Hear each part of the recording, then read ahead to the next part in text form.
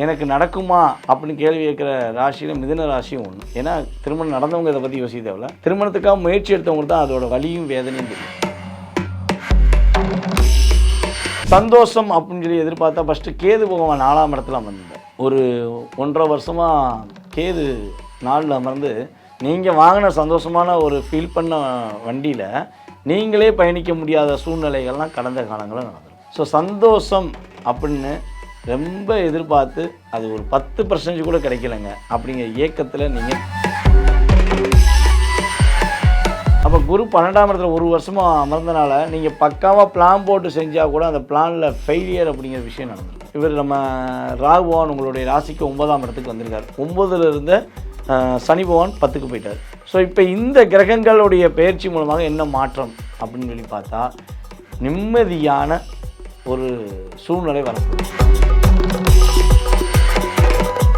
மெயினான விஷயம் என்ன, சந்தோஷம் இல்லைன்னு வருத்தப்பட்ட நம்மளுடைய மிதுனராசி அன்பர்களுக்கு அளவு கடந்த சந்தோஷம் ஏற்படுவதற்கான வாய்ப்புண்டு. அந்த சந்தோஷம் பார்த்திங்கன்னா சுப நிகழ்ச்சிகள் மூலமாகவும் நடப்பதற்கான வாய்ப்புண்டு. திருமணம் சம்மந்தப்பட்ட விஷயங்களை நீங்கள் முயற்சி எடுக்கீங்கன்னா இனிமேல் உங்களுடைய முயற்சிக்கு வெற்றி உண்டு. 2025 ஏப்ரல்லேருந்து இப்போ வரையும் சில டிஸ்டர்பன்ஸ் வந்திருக்கும். அந்த டிஸ்டர்பன்ஸ் என்ன பண்ணுறாரு, குரு உங்களுடைய ராசியில் அமர்ந்து அந்த டிஸ்டர்பன்ஸை உடச்சி போட போகிறாரு. கணவன் மனைவி ஒற்றுமையை கொடுக்க போகிறாரு, ஒரு பாசத்தை கொடுக்க போகிறாரு.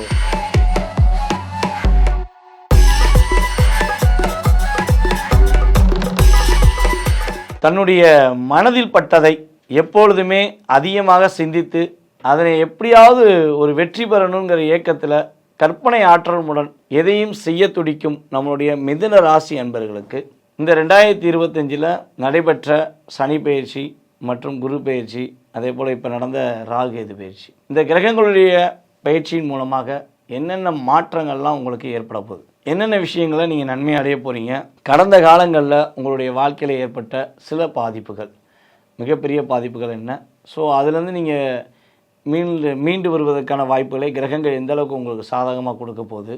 அதே போல் இன்னொரு விஷயம், இந்த கிரகங்களுடைய பயிற்சியில் நீங்கள் கவனமாக இருக்க வேண்டிய விஷயங்கள் அப்படிங்கிறத பற்றி நம்ம பார்க்க போகிறோம். அதாவது மிதுன ராசி கடந்த ஒரு 2.5 வருட காலமாக அதிகமான கவலைகளுடன், சந்தோஷம்னா என்ன, சந்தோஷம் எங்கே இருக்குங்க, அது சந்தோஷத்தை கொஞ்சம் காட்டுங்களேன் கண்ணில். நான் நினச்சது எதுவுமே நடக்க மாட்டேங்கி போராடிக்கிட்டு தான் இருக்கேன், போராட்டத்துக்கு விட தெரியல. நாங்கள் போராடுறதுக்காண்டி தான் இந்த ஒரு 2.5 வருஷமாக இருக்கோமா, போராட்டம் எங்களுக்கு முடியாதா அப்படிங்கிற கேள்வியெல்லாம் அதிகமாக கேட்கக்கூடிய காலகட்டமாக இருந்துச்சு. நான் ரொம்ப அதிகமாக இன்வால்மெண்ட்டாக வேலை பார்க்குறேன், ஆனால் எனக்கான லாபம் இல்லை. ஏன் அந்த லாபம் இல்லை அப்படின்னா, கோச்சார கிரகங்களான சனி பகவான் ராசிக்கு 11ஆம் இடத்தை பார்த்தாரு. ஸோ அதனால லாபம் இல்லை. என்னுடைய மூத்த சகோதரரும் புரிஞ்சுக்கல, என்னுடைய இளைய சகோதரரும் புரிஞ்சுக்கல. நான் ரொம்ப பிரச்சனை சந்தித்தேன். அப்படிங்கிற கவலையெல்லாம் உங்களுக்கு கடந்த ஒரு 1.5 வருடமாக கேது பகவான் மூலமாகவும் ராகு பகவான் மூலமாகவும் உங்களுக்கு ஏற்பட்டது. நினைச்சது ஒன்று, நடந்தது ஒன்று. மனசுக்குள்ள நிறைய விஷயத்த ஃபில்டர் பண்ணி செய்யக்கூடிய ஆற்றல் உள்ள நான் இப்போ நான் நினச்ச விஷயத்த செய்ய முடியல, எப்போ நான் நினச்சது நடக்கும் அப்படிங்கிற ஏக்கத்துடன் கவலையுடன் நீங்கள் கடந்த காலத்தை கடந்து வந்திருப்பீங்க. ஸோ இன்னொரு விஷயம் பார்த்தீங்கன்னா, திருமணங்கிறது எனக்கு நடக்குமா அப்படின்னு கேள்வி கேட்குற ராசியில் மிதுன ராசியும் ஒன்று. ஏன்னா திருமணம் நடந்தவங்க இதை பற்றி யோசிக்க தேவையில்ல. திருமணத்துக்காக முயற்சி எடுத்தவங்களுக்கு தான் அதோட வலியும் வேதனையும் தெரியும். எல்லாமே ஓகேங்க, ஆனால் இல்லைங்க நாங்கள் வேறு பார்க்குறோம் அப்படிம்பாங்க. ஏங்க எதுக்காண்டி பார்க்குறீங்க, இல்லைங்க நாங்கள் வேறு ஜாதகம் பாருங்க, நீங்கள் வேறு ஜாதகம் பார்த்துக்கோங்க அப்படின்னு சொல்லியிருப்பாங்க. ஸோ இதெல்லாம் ஏன் நடந்துச்சு, நம்மளை பற்றி பின்னாடி இருந்து யாரும் தவறாக சொல்கிறாங்களா, இல்லை ரியலாகவே என்ன ரியாலிட்டி அப்படிங்கிற ஒரு மனசுக்குள்ளே உங்களுக்குள்ளே பல கேள்வி இருந்திருக்கும். இப்போ கேள்விக்கு எப்போ விட கிடைக்கும், இந்த சனி பயிற்சிக்கு அப்புறம் கிடைக்குமா எதிர்பார்த்தீங்க, குரு பயிற்சிக்கு அப்புறம் கிடைக்குமா, இல்லை ராகு பயிற்சிக்கு அப்புறம் கிடைக்குமா அப்படிங்கிற ஒரு எண்ணம் ஏக்கமும் உங்களுக்கு இருந்துச்சு. ஸோ இந்த ஏக்கத்தை ஒரு மாற்றத்தை கொடுக்கக்கூடிய அமைப்பாக சனி பயிற்சியும் இருக்க போது, குரு பயிற்சியும் இருக்க போது, அதே போல் பார்த்திங்கன்னா ராகு கேது பயிற்சியுமே இருக்க போகுது. சந்தோஷம் அப்படின்னு சொல்லி எதிர்பார்த்தா ஃபஸ்ட்டு கேது பகவான் 4ஆம் இடத்துல அமர்ந்தார். ஒரு 1.5 வருஷமாக கேது 4ல் அமர்ந்து சந்தோஷத்தையே தடை பண்ணிட்டார். அம்மா அளவு கடந்த அம்மா மேலே பாசம் வச்சுருப்பீங்க, அம்மானா என் உலகம்னு சொல்லியிருப்பீங்க. ஆனால் அம்மாவுக்கும் உங்களுக்கு நிறைய கருத்து வேறுபாடு வந்திருக்கும். இதுக்கு நடுவில் ஒரு ஆள் குட்டையை குழப்பியிருப்பாங்க. ஸோ இதில் நீங்கள் ரொம்ப டிப்ரெஷன் ஆகிருப்பீங்க. ஸோ அதே போல் பார்த்தீங்கன்னா வண்டி வாகனங்கள் வாங்குவதற்கான பல முயற்சி எடுத்தும் கடைசியில் ஃபைனான்ஸ் வரையும் போயிருப்பீங்க. எதுக்காண்டி உங்களுக்கு கேன்சல் பண்ணாலே தெரிஞ்சுக்காது, கேன்சல் பண்ணியிருப்பாங்க, ஃபைனான்ஸ் மூலமாக வாங்கியிருக்க முடியாது. ஸோ அப்படி நான் ரெடி கேஸ் கொடுத்து வாங்கினேன்னாலுமே அந்த ரெடி கேஸ் கொடுத்து வாங்கின வண்டியில் ஒரு சாட்டிஸ்ஃபேக்ஷனாக உங்களால் பயணிக்க முடியாது. நீங்கள் வாங்கின சந்தோஷமான ஒரு ஃபீல் பண்ண வண்டியில் நீங்களே பயணிக்க முடியாத சூழ்நிலைகள்லாம் கடந்த காலங்களில் நடந்திருக்கும். ஸோ சந்தோஷம் அப்படின்னு ரொம்ப எதிர்பார்த்து அது ஒரு 10% கூட கிடைக்கலங்க அப்படிங்கிற இயக்கத்தில் நீங்கள் பயணிச்சிருப்பீங்கிறது ரியாலிட்டி. ஓகேவா? ஸோ அதே போல் வந்து பார்த்திங்கன்னா உங்களுடைய பொருளாதாரத்தில் நிறைய ஒரு தாக்கம் வந்திருக்கும். ரொம்ப அதிகமான தாக்கத்தை சந்திச்சிருப்பீங்க. ஏன்னா உங்களுடைய ராசிக்கு 12ஆம் இடத்துல குரு அமர்ந்துட்டார். அப்போ குரு 12ஆம் இடத்துல ஒரு வருஷமாக அமர்ந்தனால நீங்கள் பக்காவாக பிளான் போட்டு செஞ்சால் கூட அந்த பிளானில் ஃபெயிலியர் அப்படிங்கிற விஷயம் நடந்திருக்கும். அதே போல் நீங்கள் ஒரு தொழில் பண்ணிங்கன்னா அந்த தொழிலேருந்து இன்னொரு தொழிலுக்கு ஒருத்தர் கூட்டு போய் விட்டுருப்பார். ஏங்க இந்த தொழில் பண்ணாதீங்க, இந்த புது தொழில் பண்ணுங்கள், உங்களுக்கு லாபம் கிடச்சிருக்கும். ஸோ இதெல்லாம் உங்களுக்கு கடந்த காலங்களில் உங்களை ஏமாற்றிருப்பாங்க. உங்களுடன் இருந்த உங்களுடைய உறவில், உங்களுடைய மனைவியோட வீட்டில் அல்லது கணவருடைய வீட்டில் உங்களை எப்படி யூஸ் பண்ணால் உங்கள்கிட்ட பொருளாதாரத்தை வாங்க முடியும், உங்களை எப்படி யூஸ் பண்ணால் அவங்களோட தேவைகளை பூர்த்தி செஞ்சு கொள்ள முடியும் என்று அவங்க பக்காவாக பிளான் போட்டு உங்களை தாக்கம் பண்ணாங்க. ஸோ அப்போ அந்த தாக்கத்துக்கெல்லாம் சரியான பதில் உங்களால் கண்டுபிடிக்க முடியாத சூழ்நிலையெல்லாம் கடந்த காலங்களில் இருந்திருக்கும். இதெல்லாம் தூக்கி போட்டிருக்கும். இதெல்லாம் இனிமேல் மறையப்போகிறது. இதுதான் விஷயம். ஏன்னா இதெல்லாம் நடந்தது உண்மை என்றால் இனிமேல் நம்ம சொல்ல போகிற விஷயங்கள் நடக்கப் போகிறது. நடந்தது உண்மை என்று நினைப்பவர்கள் தயவுசெய்து உங்களுடைய மேலான கருத்துக்களை கீழே கமெண்ட்ஸில் கொடுங்க. ஸோ இது வந்து பார்த்திங்கன்னா குறைஞ்சது ஒவ்வொருத்தவங்களுடைய வாழ்க்கையிலும் ஒவ்வொரு விஷயங்கள். ஏன்னா ஒரு கிரகம் வந்து பார்த்திங்கன்னா அதனுடைய பாவகம், அது பார்க்குற பாவகம், இதெல்லாம் வச்சு தான் நம்ம வந்து எடுக்க முடியும். ஸோ நான் ஃபுல்லாக சொல்கிறாந்தா மிதுன ராசிக்கு உடைய வருத்தத்தையோ கவலையோ சொல்கிறாந்தா கிட்டத்தட்ட ஒரு 3 மணி நேரம் போகுது. 3 மணி நேரம் கூட போதுமான்னு சொல்ல முடியாது. அந்த அளவுக்கு ஒரு டிப்ரெஷன் இருந்திருக்கும். ஸோ இந்த டிப்ரெஷன் எல்லாமே உங்களுக்கு இந்த குரு பயிற்சிக்கு அப்புறமும் ராகுகேது பயிற்சிக்கு அப்புறமும் உறுதியாக நடக்க போகுது. சனி பகவான் ஆல்ரெடி உங்களுக்கு மார்ச் எண்டிலே பயிற்சி ஆகிட்டார்.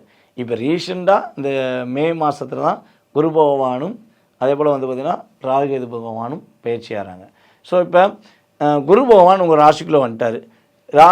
கேது பகவான் உங்களுடைய ராசிக்கு 3ஆம் இடத்திலும், அதே போல் வந்து பார்த்திங்கன்னா இவர் நம்ம ராகு பகவான் உங்களுடைய ராசிக்கு 9ஆம் இடத்துக்கு வந்திருக்கார். 9ல் இருந்த சனி பகவான் 10க்கு போயிட்டார். ஸோ இப்போ இந்த கிரகங்களுடைய பயிற்சி மூலமாக என்ன மாற்றம் அப்படின்னு சொல்லி பார்த்தா நிம்மதியான ஒரு சூழ்நிலை வரப்போகுது. நிம்மதியான சூழ்நிலைனா எப்படின்னா, நினச்ச விஷயத்த நான் கரெக்டாக நினச்சேன், உண்மையாக செஞ்சேன், எனக்கு நிம்மதி இருக்குது அப்படிங்கிற வார்த்தைக்கு இனிமேல் பயன்படுத்துவீங்க. நிம்மதியாக தூங்குறேனப்பா, வீட்டில் போய் நிம்மதியாக தூங்குறேன்ப்பா அப்படிங்கிற சூழ்நிலையை இனிமேல் பயன்படுத்துவீங்க. அதே போல் நான் வீடை விட்டு நாடு தாண்டி போயிட்டேன், இனிமேல் நான் வந்து என் வீட்டுக்கு வருவேனாங்க கூட தெரியல அப்படின்னு ஏக்கத்தில் இருந்தவங்க கட்டாயமாக என்ன பண்ணுவாங்க, இந்த ஜூன் மாதத்துக்கு மேலே உறுதியாக தன்னுடைய தாய் நாட்டுக்கோ அல்லது தன்னுடைய தாய் வீட்டுக்கோ வருவதற்கான வாய்ப்பு உண்டு. ஐயா நான் மிதுன ராசி, கல்யாணம் முடித்தேன், கல்யாணம் முடிச்சதுலேருந்து எங்கள் அம்மாவை போய் பார்க்கவே முடியல, எங்கள் அம்மாவை பார்க்கறதுக்கான வாய்ப்பே என்னுடைய பார்ட்னர் கொடுக்க மாட்டேங்காரு, நான் என்ன பண்ணனே தெரியல, என்னுடைய பார்ட்னருடைய செயல்பாடை என்னால் கேர் பண்ணி கொண்டு போக முடியல, எங்கள் அம்மாவை பார்க்கணும் போல் எனக்கு ஆசையாக இருக்குது அப்படின்னு சொல்லி ஃபீல் பண்ணுறீங்கன்னா இனிமேல் உங்களுடைய தாயின் பாசம் உங்களுக்கு முழுமையாக கிடைக்கும். உங்கள் தாய் மீது நீங்களும் முழுமையான பாசத்தை காட்டுவதற்கான அமைப்புகள் உண்டாகும். சந்தோஷம் இருக்குங்க. மெயினான விஷயம் என்ன, சந்தோஷம் இல்லைன்னு வருத்தப்பட்ட நம்மளுடைய மிதுனராசி அன்பர்களுக்கு அளவு கடந்த சந்தோஷம் ஏற்படுவதற்கான வாய்ப்புண்டு. அந்த சந்தோஷம் வந்து பார்த்திங்கன்னா சுப நிகழ்ச்சிகள் மூலமாகவும் நடப்பதற்கான வாய்ப்புண்டு. திருமணம் சம்மந்தப்பட்ட விஷயங்களை நீங்கள் முயற்சி எடுக்கீங்கன்னா இனிமேல் உங்களுடைய முயற்சிக்கு வெற்றி உண்டு. உங்களுக்கு ஏற்ற ஒரு வாழ்க்கை துணையை தேர்ந்தெடுப்பீங்க. அதே போல் வாழ்க்கை துணை என்னை விட்டு பிரிஞ்சு போயிட்டாங்க, அவங்களுக்கு எனக்கு நிறைய கருத்து வேறுபாடு வந்துருச்சு, ஸோ அவங்க வேண்டாங்கிற முடிவில் இருக்காங்க, எனக்கு அவங்க கூட சேரணும்னு ஆசைப்பட்றேன், சேருவதற்கான வாய்ப்பு இருக்கா அப்படின்னா கோச்சார கிரகங்களுடைய அமைப்பில் வச்சு பார்த்தீங்கன்னா சேருவதற்கான அமைப்பு. ஏன்னா குரு வந்து உங்களுடைய ராசிக்கு 7ஆம் இடத்தை பார்க்காரு. அப்போ இனிமேல் உங்களுடைய பார்ட்னர் உங்களை புரிஞ்சுக்கிடுவாங்க. பார்ட்னர் மீன் உங்கள் ஹஸ்பண்ட் ஒய்ஃபாக இருந்தாலும் இருக்கலாம், இல்லாட்டி உங்கள் கூட தொழில் பண்ணுற நபராக இருந்தாலும் சரி, உங்களுக்குள்ளே அவங்களுக்கும் ஒரு ஒற்றுமை ஏற்படும். இவனால் உங்களுடைய கூட இருந்த பார்ட்னர்ஷிப்பில் உங்களை ஏமாற்றிருக்காரு, உங்களை அதிகமாக ஏமாற்றிருக்காரு, கஷ்டப்படுத்தியிருக்காரு. ஸோ அந்த விஷயங்களை கண்டுபிடிக்க முடியாமல் திகச்சிருந்தீங்கன்னா இந்த குரு பயிற்சிக்கு அப்புறம் உறுதியாக நீங்கள் அவங்கள சந்திப்பதற்கான வாய்ப்பு உண்டு. அவங்க செய்கிற ஒவ்வொரு தவறையுமே குரு பகவான் உங்களுக்கு வெட்ட வெளிச்சமாக காட்டிடுவார். இது எப்படி நம்ம சொல்கிறோம்னா, உங்களுடைய ராசிக்கு 10ஆம் இடத்துல அமர்ந்த சனி பகவானுமே கரெக்டாக உங்களுடைய ராசிக்கு 7ஆம் இடத்தை பார்க்காரு. இப்போ இந்த 7ஆம் இடத்தை அவர் பார்க்கறனால உங்களுக்கு ஏற்கனவே வந்து பார்த்திங்கன்னா கிட்டத்தட்ட ஒரு ஏப்ரல்லேருந்து இப்போ வரையும் கொஞ்சம் டிஸ்டர்ப் ஆகிருப்பீங்க. 2025 ஏப்ரல்லேருந்து இப்போ வரையும் சில டிஸ்டர்பன்ஸ் வந்திருக்கும். அந்த டிஸ்டர்பன்ஸ் என்ன பண்ணுறாரு, குரு உங்களுடைய ராசியில் அமர்ந்து அந்த டிஸ்டர்பன்ஸை உடச்சி போட போகிறாரு. கணவன் மனைவி ஒற்றுமையை கொடுக்க போகிறாரு, ஒரு பாசத்தை கொடுக்க போகிறாரு. உங்களுடைய பார்ட்னர் செய்கிற ஒவ்வொரு விஷயங்களில் உள்ள தவறான விஷயத்தை கண்டுபிடிச்சி நீங்கள் என்ன பண்ண போகிறீங்க, நீங்களும் அவரும் ஒன்றோட பிஸ்னஸை இனிமேல் செயல்படுத்த போகிறீங்க. உங்கள் கூட இருந்த தேவையில்லாத நண்பர்கள்லாம் விலகி இருப்பாங்க. இனிமேல் உண்மையான நண்பர்கள் மட்டுமே உங்கள் கூட இருப்பாங்கங்கிறது தான் கிரக ரீதியான உண்மை. புதிய தொழில் தொடங்குவதற்கான வாய்ப்பு உண்டு. ஆனால் புதிய தொழில் தொடங்குவதில் பிரச்சனை கிடையாது. அந்த தொழிலை பற்றி முழுமையாக தெரிஞ்சுக்கிட்டு தொடங்குங்க. யாராவது ஏதாவது சொன்னாங்கன்னு மட்டும் தயவு செய்து செஞ்சிடாதீங்க. போதும், நீங்கள் போராட்டம், நீங்கள் பட்ட கஷ்டம், கவலை, துன்பம் எல்லாம் வேண்டாம். ப்ரொஃபைட்டாக யோசிங்க, ப்ரொஃபைட்டாக பண்ணுங்கள், வெற்றி உண்டு. உங்களை விட வயது குறைந்தவர்களிடம் கொஞ்சம் நிதானமாக செயல்படுத்துங்க. வார்த்தைகள் ஒவ்வொன்றுமே கொஞ்சம் நிதானமாக செயல்படுத்துங்க. அதுபோல் வந்து பார்த்திங்கன்னா நம்மளுடைய மிதுனராசி அன்பர்கள் இன்னொரு விஷயத்தில் கவனம் செலுத்தணும். 3ஆம் இடத்துல கேது உள்ளே வந்திருக்காரு. கேது பகவான் 4லேருந்து இப்போ 3க்கு வந்துட்டார் பார்த்தீங்களா. ஸோ அப்போ 3ஆம் இடத்துல கேது அமர்ந்திருக்கும் போது என்ன பண்ணணும்னா, கம்யூனிகேஷன் சம்மந்தப்பட்ட விஷயங்கள் ரொம்ப ரொம்ப ரொம்ப கவனமாக இருக்கணும். நம்மளுடைய மிதுனராசி பெண்கள் மிக அளவு கடந்த கவனம் செலுத்த வேண்டும். ஆண்களாக இருந்தாலும் கவனம், பெண்களாக இருந்தால் ரொம்ப ரொம்ப கவனம். எதுக்காகனா, நம்ம அந்த ஃபோனில் வந்து பார்த்திங்கன்னா இப்போ என்ன பண்ணுறோன்னா ஃபோட்டோ எடுக்கிறோம். ஃபோட்டோ எடுத்து பல சமூக வலைதளங்களில் போட்டு விட்றீங்க. ஸோ இப்போ வந்து பார்த்திங்கன்னா மாடலிங் காலம். அதாவது ஒரு ஃபோட்டோவை கழுத்தை வெட்டி தலையை வெட்டி அப்படிலாம் நிறைய விஷயங்களை நான் இல்லை அந்த இடத்துல, ஆனால் நான் தான் அந்த இடத்துல இருக்கேன் அப்படிங்கிற மாதிரி நம்மளே யோசிக்க வைக்கிறாங்க. ஸோ அந்த அளவுக்கு ஒரு மாய உலகத்தில் தான் நம்ம ராகுவுடைய பிடியில் வந்து நம்ம லாக் ஆகி உட்காந்துருக்கோம். ஸோ அப்போ இங்கே ஒரு ஃபோட்டோ வந்து சமூக வலைதளங்களையோ இல்லை உங்களுடைய தேவையில்லாத நண்பர்களுக்கோ ஷேர் பண்ணும்பொழுது அதன் மூலமாக பிரச்சனை வரும். அதேபோல் டாக்குமெண்ட் சம்மந்தப்பட்ட விஷயங்களை கையெழுத்து போடும்போது ரொம்ப ரொம்ப நிதானம் தேவை.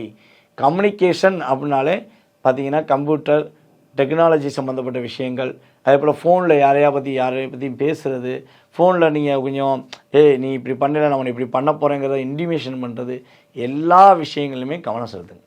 ஸோ இதெல்லாம் வந்து நீங்கள் கவனமாக இருந்தீங்கன்னா உங்கள் பேர் கெடாது, உங்களுடைய புகழ் நல்லபடியாக வரும், நீங்கள் எதிர்பார்த்த விஷயங்களை வெற்றி வரும், நீங்கள் நினைக்கிற விஷயங்களை நினைக்கிற மாதிரி சிறப்பாக செஞ்சு முடிப்பீங்க. அதற்கான அங்கீகாரம் கிடைக்கும். அதேபோல் குழந்தை பாக்கியம் கிடைக்கும்.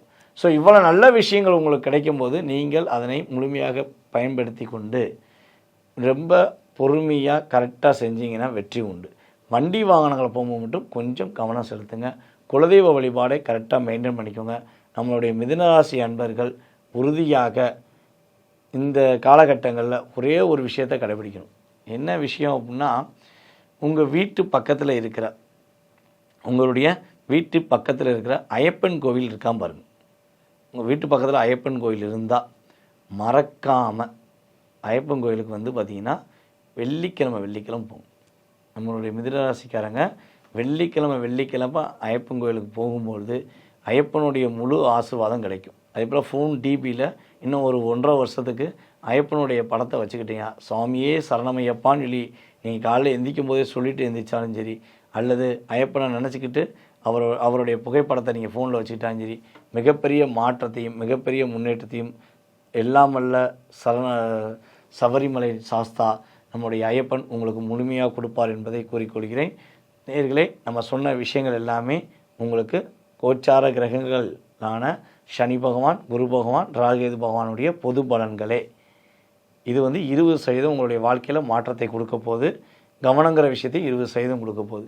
இதை தவிர்த்து நான் சொன்ன விஷயங்களில் உங்களுக்கு எந்த அளவுக்கு ஒரு நம்பிக்கையும் ஒரு கான்ஃபிடண்ட்டும் வந்துருச்சுன்னா கட்டாயம் என்ன பண்ணுங்கள், கீழே உள்ள வாட்ஸ்அப் நம்பருக்கு உங்களுடைய சுய ஜாதகத்தை செக் பண்ணால் கீழே உள்ள வாட்ஸ்அப் நம்பருக்கு உங்கள் டீட்டெயில்ஸ் அனுப்பிவிடுங்க.